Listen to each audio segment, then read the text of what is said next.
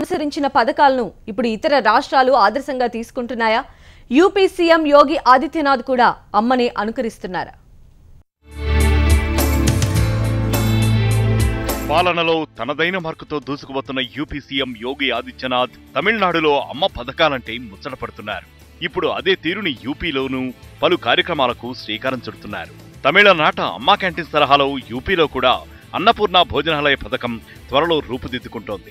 ఇందులో భాగంగా ఉదయం అల్పాహారంగా పొంగలి, పోహ, పకోడీలలో ఏదో ఒక ఐటెం విత్ టీ ఈ కొత్త క్యాంటీన్లలో సర్వ్ చేస్తారు. వీటికి కేవలం 3 రూపాయలు మాత్రమే ఛార్జ్ చేస్తారు. ఇక డిన్నర్లో అన్నం, రోటీలు, పప్పు, సీజనల్ పళ్లను ఇస్తారు. దీనికి కేవలం 5 రూపాయలు మాత్రమే ఛార్జ్ చేస్తారు. యోగి ఆదిత్యనాథ్ అధికారంలోకి రాగానే ఈ పథకంపై కసరత్తు చేస్తున్నా అది కొలిక్కి రావడానికి ఇంకా మరికొన్ని వారాలు పట్టేలా ఉంది.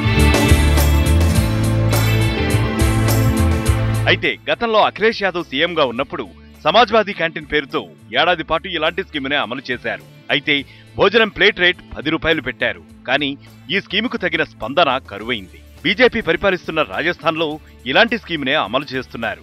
అయితే అక్కడ టిఫిన్కి 5 రూపాయలు, భోజనానికి 8 రూపాయలు వసూలు చేస్తున్నారు.